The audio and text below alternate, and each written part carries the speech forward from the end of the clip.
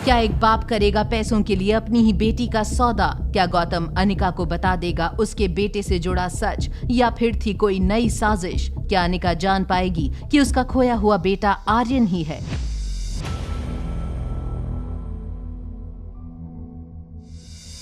अनिका ने गौतम से कहा अगर वो उसे अपने बेटे के बारे में इंफॉर्मेशन दे दे तो वो उसे 2 करोड़ रुपए उसी वक्त ट्रांसफर करने के लिए तैयार है। अनिका की ये डिमांड सुनते ही गौतम ने बिना सोचे अनिका से फोन पर कहा, ठीक है, मुझे तुम्हारी ये शर्त मंजूर है, मगर हाँ, मैं तुम्हारे बेटे के बारे में तुम्हें तभी बताऊंगा जब मेरे अकाउंट में पैसे ट्रांसफर हो जाएंगे। ठीक है, मुझे थोड़ा वक्त दीजिए, मैं अभी फंड ट्रांसफर करवाती हूँ। उसके बाद मैं आपको कॉल करूंगी और आप मुझे मेरे बेटे का पता बता देंगे, ठीक है? बिल्कुल ठीक। अपने गरीब बाप पर थोड़ा तो विश्वास रखो। फोन काटकर अनिका ने राजलक्ष्मी को फोन लगाया। अनिका ने राजलक्ष्मी से गौतम की अकाउंट डिटेल्स शेयर की और कहा कि गौतम के अकाउंट में वो फौरन 2 करोड़ रुपए ट्रांसफर कर दे। राजलक्ष्मी को अनिका के अचानक लिए गए ऐसे फैसले पर शक हुआ। राजलक्ष्मी नहीं चाहती थी कि अनिका की मेहनत की इतनी बड़ी रकम वो इस तरह जाया कर दे।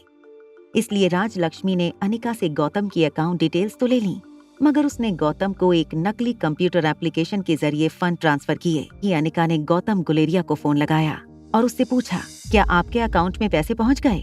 गौतम गुलेरिया को विश्वास नहीं हो रहा था कि वो बहुत जल्द 2 करोड़ का मालिक बनने वाला था। उसने मनीषा से कहा, तुरंत बैंक की साइट पर जाकर बैलेंस चेक करे। अपने अकाउंट में 2 के आगे इतने जीरो लगते हुए देखकर गौतम गुलेरिया की आंखें फटने लगी थीं। क्या आपके अकाउंट में रकम आ गई?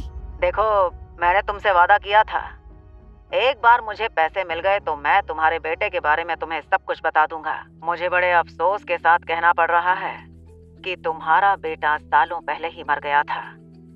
जब तुमने उसे डिलीवरी दी थी, उसके कुछ ही घंटों में उसने सांसें लेना बंद कर दिया था।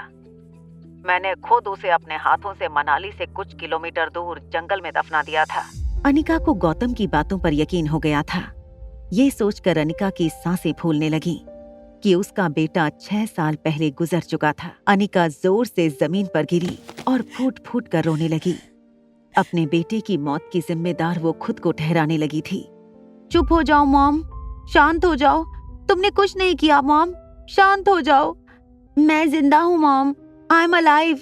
आपने कुछ नहीं किया, मैं मरा नहीं हूँ, मैं तो जिंदा हूँ। रिया, ये तुम क्या कह रही हो? तुम जानती भी हो? आर्यन ने अपने नन्हे हाथों से अनिका के आंसू पोंछते हुए कहा, मॉम, मैं रिया नहीं हूँ, मेरा नाम आर्यन है, आर्यन मारवा, और मैं तुम्हारा खोया हुआ बेटा हूँ। आर्यन की ये बात सुनकर अनिका को विश्वास नहीं हो रहा था। वो बस फटी हुई आंखों से आर्यन को देखे जा रही थी। उसे एक पल में पिछले दिनों में हुई सारी बातें याद आने लगीं। किस तरह रिया ने गेम खेलना बंद कर दिया था, रिया का अचानक वो कपड़े बदलकर सामने आना, नीचे शीला मौसी के सामने अरेबिक भाषा में बोलना। ये तुम क्या कह रहे हो? ये कैसे हो सकता है? अपनी माँ को रोते हुए देखकर आर्यन की आंखों से भी आंसू बहने लगे थे। रोते हुए आर्यन ने अनिका को बहुत टाइट हक कर लिया और रोते रोते ही कहा, हाँ मॉम, रिया और मैं ट्विन्स है ना, इसलिए हमारी शक्ल मिलती है। We both are alike. हम बहुत जल्दी तुम्हें ये सब कुछ बताने वाले थे। आई एम सॉरी, हमने तुमसे ये बात छुपाई। तुम इतने साल कहाँ थे? मेरा पूरा नाम आर्यन मारवा है। आर्यन को गले लगाते ही अनिका को इस बात का विश्वास हो गया था कि जिस बच्चे की आंखों में देखकर उसे एक अनजाना कनेक्शन महसूस हो रहा था, वो सब कुछ सच था। अगर तुम यहाँ हो मेरे पास, तो फिर रिया कहाँ है?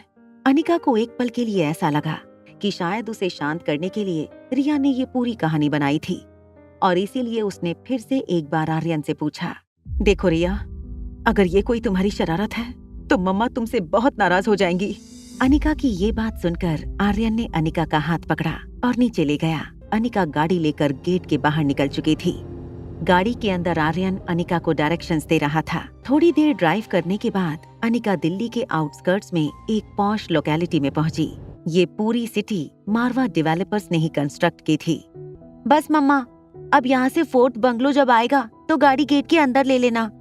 आर्यन का बताया हुआ बंगला जब नजदीक आया तो अनिका ने कार की स्पीड कम कर दी। गेट पर सिक्योरिटी ने कार को रोकते हुए अनिका से गाड़ी का कांच नीचे करने का इशारा किया। आर्यन को देखते ही गार्ड ने रिमोट का बटन दबा दिया और गेट पर एक ग्रीन सिग्नल हुआ। गेट ऑटोमेटिक खुलने लगा। अनिका ने बंगले से थोड़ी ही दूर पार्किंग एरिया में गाड़ी खड़ी कर दी। उसके बाद आर्यन और अनिका गाड़ी से उतर गए। आर्यन ने अनिका से कहा। अनिका से अब इंतजार नहीं हो पा रहा था। मम्मा तुम यहाँ? क्या अनिका छीन लेगी रोहित मारवा से आर्यन के पिता होने का हक और ले जाएगी आर्यन को अपने घर? क्या होगा जब रोहित मारवा को सच का पता चलेगा? क्या मोड़ लेगा अनिका और रोहित मारवा का रिश्ता? प्यार या फिर टकरार? जानने के लिए देखिए अगला एपिसोड सिर्फ पॉकेट एफएम के YouTube चैनल पर। और एक लड़की को देखा तो के सारे एपिसोड्स को सुनने के लिए डिस्क्रिप्शन में दी हुई लिंक से डाउनलोड कीजिए पॉकेट एफएम ऐप।